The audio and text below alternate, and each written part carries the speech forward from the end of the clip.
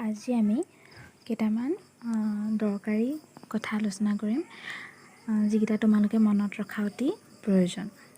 প্ৰথম হ'ল প্ৰথম চিত্ৰখনত মই দেখুৱাই আছোঁ যে আমাৰ ভাৰতৰ ৰাষ্ট্ৰীয় পক্ষী মৌৰা চৰাই। দ্বিতীয়তে ভাৰতৰ ৰাষ্ট্ৰীয় ফুল হ'ল পদুম ফুল। তৃতীয়তে ভাৰতৰ ৰাষ্ট্ৰীয় জন্তু হ'ল ঢেকীয়াপতীয়া বাঘ।